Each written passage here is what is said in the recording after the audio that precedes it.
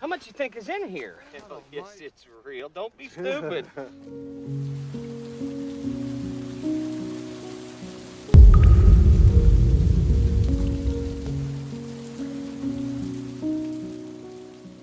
Ingatlah kalau rezeki itu tidak mungkin tertukar.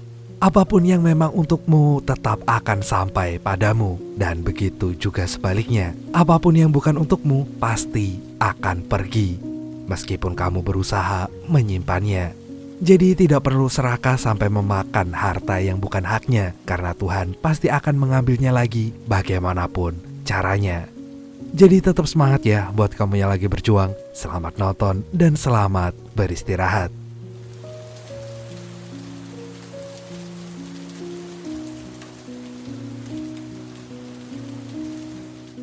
Pria ini namanya Hank. Dia adalah sosok yang bahagia dengan pekerjaan yang sudah mapan dan keluarga kecil yang menanti anak pertama. Sore ini Hank pulang kerja dan gak sabar untuk bertemu dengan sang istri yang sangat cantik. Niatnya Hank ini ingin segera beristirahat setelah seharian bekerja. Namun tiba-tiba adiknya yang bernama Jacob datang ke rumah Hank untuk ngajakin dia ke makam orang tua mereka. Di situ Jacob mengajak sahabatnya yang bernama Lou yang menumpang karena rumahnya searah dengan pemakaman yang dituju. Sebenarnya Hank ingin menolak karena ia nggak suka pada Lou, tapi karena ia juga udah berjanji pada Jacob untuk ke makam bersama-sama, akhirnya Hank mengiyakan ajakan Jacob.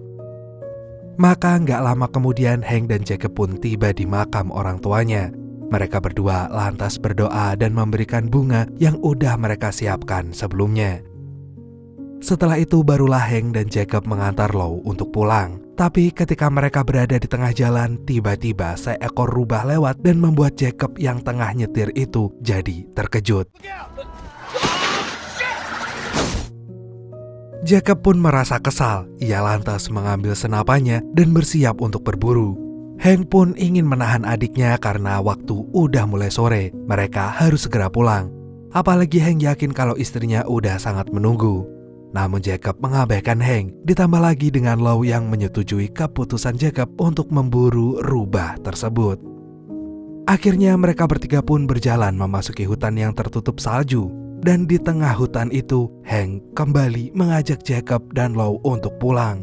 Namun Lou justru marah dan melempar bola salju, dan bertepatan dengan saat itu, lemparan Lou justru mengenai sesuatu.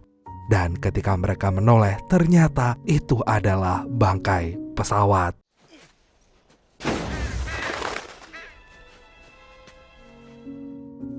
Hank kemudian mencoba memasuki pesawat tersebut untuk memeriksa bagian dalamnya. Namun karena ruang dalam pesawat itu sangat gelap, Hank hanya bisa melihat seorang pilot yang ternyata telah tinggal nama dan jasanya aja. Dan anehnya, Hank justru menemukan sebuah tas yang sangat besar dan begitu berat. Dan ketika mereka bertiga membukanya, tas tersebut ternyata berisi uang yang sangat banyak. Mereka bertiga pun lantas berdebat. Hank ingin meninggalkan tas tersebut di sini, namun Lou dan Jacob menolaknya. Menurut Hank, uang itu bukan haknya. Mereka bisa ditangkap polisi karena dikira mencuri uang tersebut. Tapi sebaliknya, Jacob dan Lou berpikir kalau pesawat yang kecelakaan ini tidak mungkin dicari oleh orang. Jadi sebelum diketahui polisi, mereka sebaiknya mengamankan uang tersebut dulu. Hingga akhirnya Hank punya jalan tengah. Ia akan menyimpan uang tersebut, dan jika sampai musim semi nanti tidak ada yang mencari keberadaan pesawat itu, mereka akan membagi uangnya jadi 3. Dan karena saat ini ide Hank adalah ide paling masuk akal, maka Jacob dan Lou langsung menyetujuinya. Dan sampai malam tiba, Lou baru selesai menghitung uangnya, yang uangnya berjumlah 4,4 juta dolar atau sekitar 68 miliar rupiah. Ia sudah membayangkan kalau uang tersebut bakal mengubah hidupnya, sedangkan Hank masih khawatir jika uang itu dicari orang.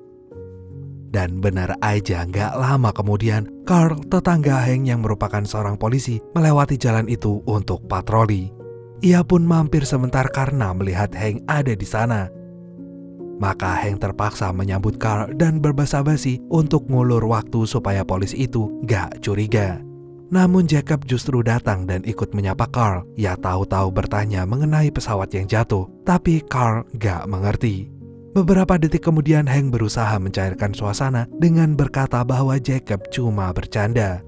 Setelah Carl pergi, Hank langsung marah pada adiknya karena tindakannya barusan bisa membuat mereka ditandai oleh polisi. Tapi Jacob berkilah kalau itu adalah cara untuk memastikan bahwa polisi pun gak tahu mengenai pesawat yang jatuh di hutan tersebut. Dan setelah mengantar Lou pulang, kini Hank sudah kembali ke rumah sambil membawa uang itu. Sarah yang gak curiga sama sekali hanya bertanya mengapa suaminya datang terlambat. Namun bagi Hank yang baru saja menemukan jutaan dolar, pertanyaan itu bagaikan interogasi detektif. Tadinya Hank ingin menutupi penemuan uang itu karena ia udah berjanji pada Lou. Namun lama-lama Hank gak bisa menahannya, sampai akhirnya Hank pun menunjukkan uang tersebut di hadapan Sarah.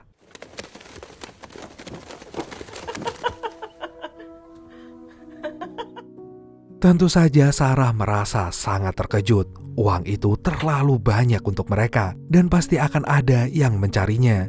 Namun Hank mencoba menjelaskan kepada Sarah kalau ia akan menyimpannya sampai musim semi. Selama ia menunggu, Hank juga akan waspada pada laporan polisi ataupun laporan mengenai kecelakaan pesawat. Jika sampai musim semi tidak ada laporan apapun, maka Hank akan mengajak Sarah keluar kota dan membawa seluruh uang tersebut. Tapi Sarah masih gak tenang. Malamnya ia mengusulkan kepada Hank untuk mengembalikan uang itu ke tempatnya. Memang tidak semuanya, tapi setidaknya ada bukti kalau uang itu masih ada dalam pesawat itu. Hingga Hank tidak akan dituduh sebagai pencurinya.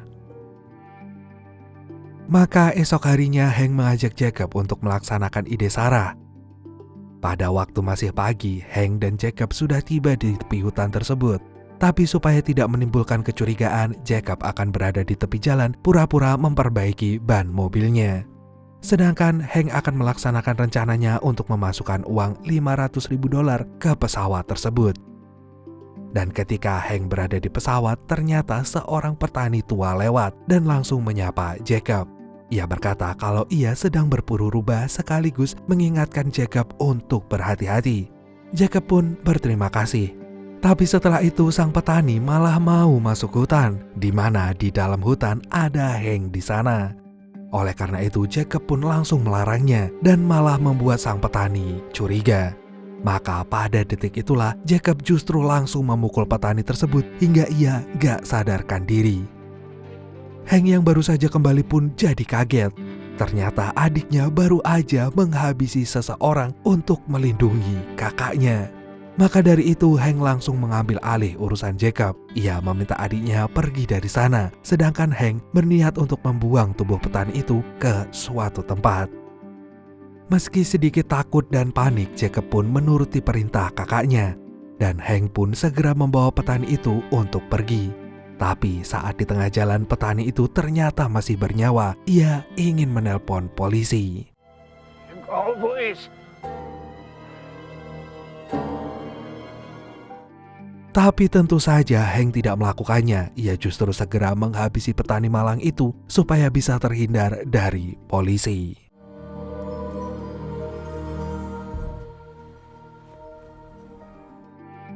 Esok harinya Hank berpikir kalau kejadian tersebut tidak akan ada yang tahu. Tapi ternyata kejadian itu sudah masuk berita nasional meskipun hanya diberitakan sebagai kecelakaan biasa. Sementara itu, Sarah juga tidak tinggal diam. Ia mencari berita yang meliput tentang pesawat yang diterbangkan oleh dua bersaudara. Pesawat itu katanya membawa uang lebih dari $4 juta, namun sekarang dinyatakan hilang. Dan gak salah lagi, pesawat itu adalah pesawat yang ditemukan oleh Hank kemarin. Jadi berita itu menegaskan bahwa uang yang ada di rumah Hank saat ini sebenarnya milik orang lain. Siangnya, permasalahan lain datang dari Jacob. Ia yang tinggal sendiri karena belum menikah, sekarang ingin menggunakan uangnya untuk membeli sawah. Jacob ingin bertani seperti yang ayah mereka lakukan dulu.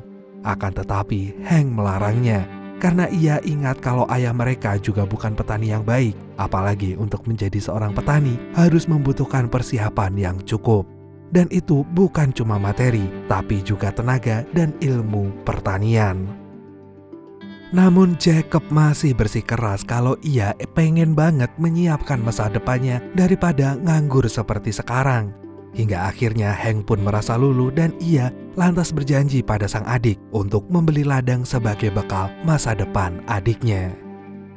Dan tidak hanya Jacob yang meminta uang itu, malam ini Lou juga mendatangi rumah Hank untuk meminta uang bagiannya. Lou berkata kalau ia sangat membutuhkan uang itu demi istrinya.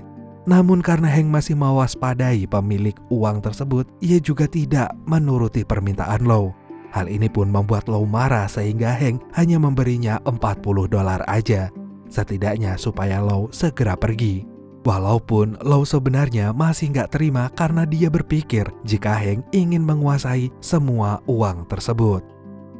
Esoknya hari bahagia itu datang. Sarah akhirnya melahirkan anak pertamanya dengan Hank, seorang bayi perempuan cantik bernama Amanda. Sebagai seorang paman, Jacob datang untuk menjenguk Sarah dan memberi sebuah kado. Kado itu ternyata boneka beruang lama yang merupakan milik Hank waktu masih kecil. Boneka itu punya perekam suara yang dulu sering diputar oleh Hank jika rindu pada ayahnya. Dan kehadiran boneka ini justru membawa ide baru bagi Sarah untuk menyelamatkan suaminya. Sarah ternyata ingin memanfaatkan kebodohan Lou. Ia meminta Hank untuk membuat Lou teler sampai ia menyatakan pengakuan palsu atas temuan uang di pesawat itu. Hank harus merekam pengakuan itu untuk kemudian dilaporkan pada polisi. Awalnya Hank merasa tidak tega dan perbuatan ini terlalu jahat. Namun Sarah meyakinkan Hank bahwa kondisi mereka pun juga terjepit. Belum lagi nasib Jacob yang sampai saat ini masih menganggur dan bersikeras ingin punya lahan pertanian. Sehingga Hank pun mau gak mau mengajak Jacob untuk melakukan rencana ini. Akan tetapi gak semudah itu. Jacob gak ingin mengorbankan sahabatnya demi kepentingannya sendiri. Sampai Hank meminta untuk memilih antara dirinya dengan Lou, dan Jacob terpaksa memilih saudara kandungnya. Maka malam ini Hank dan Jacob pun ngajakin Lou ke bar. Mereka berdua ngajak pria itu minum-minum sampai hampir lupa diri. Bahkan Lou hampir bertengkar dengan pengunjung bar lainnya gara-gara ia kebanyakan minum. What you think that's funny? Come on. Come on.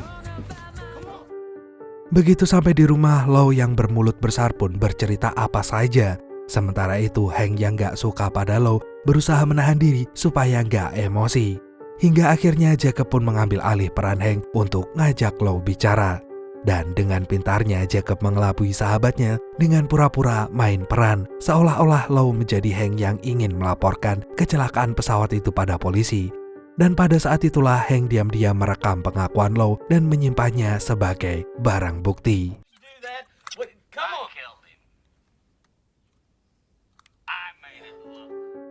Lou pun lama-lama menyadari kalau dirinya sedang dijebak. Seketika itu juga dia marah dan langsung ngusir teman-temannya pergi. Namun Hank masih berusaha menjelaskan alasannya di depan Lou. Tapi hal itu justru malah membuat Lou makin marah. Ia bahkan mengambil senapannya dan ngancam Hank jika pria itu tidak segera pergi dari rumahnya. Sementara itu, Jacob yang melihat kakaknya tengah terancam akhirnya juga mengambil senapannya. Ia gak ingin Hank terluka, tapi Jacob yang panik malah justru menembak sahabatnya sendiri. Put it down.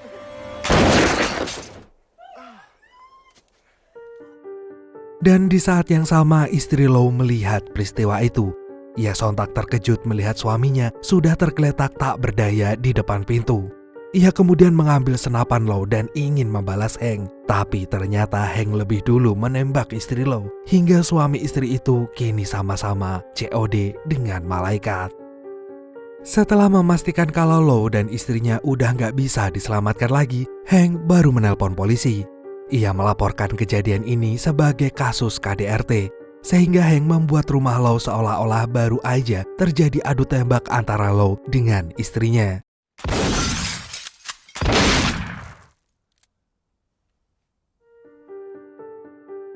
Akan tetapi di sisi lain Jacob jadi sangat trauma. Ia gak nyangka telah membunuh sahabatnya sendiri. Bahkan istrinya pun ikut meninggal di tempat. Jacob merasa begitu bersalah karena ini semua terjadi hanya gara-gara uang 4 juta dolar itu. Namun di sini Hank berusaha menenangkan adiknya. Ia juga menyuruh adiknya untuk menghafalkan skenario yang ia susun supaya tidak ditangkap oleh polisi. Dan beberapa saat kemudian Hank dan Jacob diperiksa oleh polisi di ruangan terpisah. Tapi berkat kepintaran Hank dalam mengarang cerita, ia pun bisa menutupi aksi kriminalnya sehingga terbebas dari tuduhan. Dan beberapa hari kemudian, Hank tahu-tahu didatangi oleh Carl. Tadinya Hank mengira kalau ini masih ada urusannya dengan kematian Lou. Namun ternyata Carl mengundangnya ke kantor polisi karena ada seorang agen FBI yang mencari pesawat hilang. Carl ingat kalau Jacob pernah membahas soal bangkai pesawat kemarin, sehingga Carl kini menanyakannya. Maka keesokan harinya, Hank dan Jacob pergi ke kantor polisi untuk menemui Carl dan agen FBI tersebut. Hank pun kemudian mengaku kalau tempo hari ia nggak tahu jika apa yang ia temukan adalah bangkai pesawat. Hank bilang jika ia mengira bahwa yang ia temukan itu adalah motor yang tertutup salju. Hank juga tidak mendengar suara mesin atau sesuatu hal yang mencurigakan, sehingga ia pergi begitu aja. Dan meskipun agen FBI itu tampak percaya, tapi dia mengajak Hank dan Jacob untuk berkeliling di hutan, yang tak lain dan tak bukan adalah untuk mencari pesawat tersebut. Malamnya Hank jadi sangat panik. Ia tidak ingin masuk penjara kalau tahu ketahuan menyimpan uang itu. Sarah pun berusaha menenangkan suaminya dan meminta Hank untuk berpikir jernih. Sesaat kemudian Sarah tiba-tiba curiga bahwa agen FBI yang ditemui oleh Hank siang ini adalah agen palsu. Sarah takut seandainya agen itu adalah yang ada di artikel berita, Hank akan menjadi korban berikutnya. Namun posisi Hank juga terjepit. Ia nggak mungkin kabur malam ini. Ia juga nggak mau dicurigai. Sampai akhirnya Sarah punya ide untuk mengatasi hal ini. Karena bagaimanapun juga Sarah nggak ingin kehilangan suaminya. Esok paginya Hank pergi ke kantor polisi seorang diri karena Jacob bangun kesiangan. Ia pun menunggu agen FBI yang mengaku bernama Baxter itu bersama Carl di ruangannya. Sementara itu, Sarah yang berada di rumah berusaha menelpon kantor FBI dan pura-pura ingin bicara dengan agen Baxter. Akhirnya Sarah pun menghubungi Carl dan meminta Hank untuk pulang. Karena ternyata tidak ada nama Baxter dalam daftar agen FBI. Sehingga feeling Sarah terbukti benar bahwa orang itu cuma pura-pura menjadi seorang agen untuk menemukan pesawatnya. Namun Hank punya rencana lain. Begitu bertemu dengan Baxter pagi ini, Hank ingin menghabisinya juga.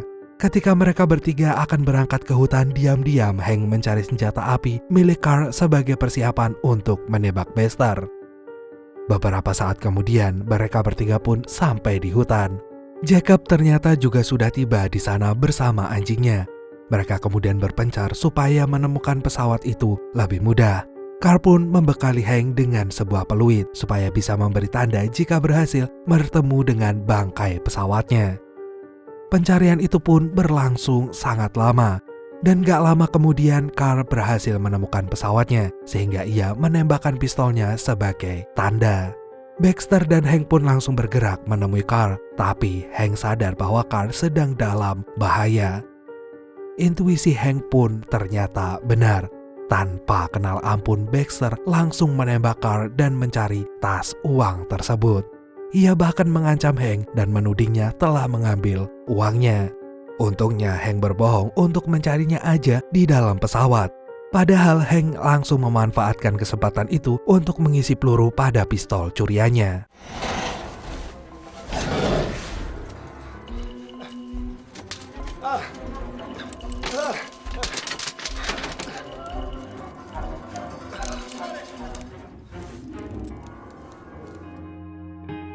Dan setelah pistolnya lengkap, Hank berbalik mengancam Baxter, dan ia langsung menembaknya. Sementara itu, Jacob yang melihat peristiwa itu pun memohon pada Hank untuk dihabisi juga. Ia nggak tahan kalau harus berbohong lagi dan menyimpan rahasia ini. Hank pun otomatis menolak keinginan adiknya yang di luar nulur itu. Namun, Jacob pun meyakinkan kakaknya kalau memang inilah yang ia inginkan. Lagi pula Jacob sudah tak punya semangat hidup dan sekarang adalah saat yang tepat untuk mengakhirinya. Jadi dengan amat sangat berat Hank terpaksa menuruti permintaan Jacob.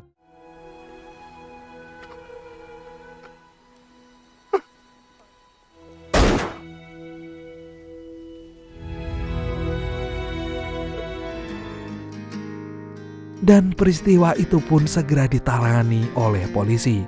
Para agen FBI pun juga datang untuk mengusut kasus ini. Namun lagi-lagi, Hank lolos dari dugaan sebagai pelaku dan hanya dijadikan saksi. Karena ternyata Baxter adalah seorang penculik yang udah lama banget diburu oleh FBI. Maka begitu sampai rumah, Hank pun langsung mencari uang itu dan ingin memusnahkannya. Meskipun Sarah berusaha menghentikan Hank, tapi hal itu tidak menyurutkan niat Hank. Dan untuk saat ini Hank merasa lebih baik menghancurkan uang itu daripada ia terus-terusan dikejar oleh orang yang ingin menguasai harta tak bertuan itu. Dan setelah itu Hank dan istrinya menjalani hari-hari berikutnya seolah-olah tidak terjadi apa-apa. Mereka kembali hidup seperti dulu, seperti biasanya. We can fly away from here. We can stay close, my dear. Swept up and away from all our fears. How are we supposed to know on our own? Together we can go slow. Why don't you leave it all to me? I know how hard it all can be. I'm here to hold your hand through this. Whoa, I'll be beside you all alone. My love for you is so strong. We're right where we belong. Wander around the same old town. Your best kept secrets underground.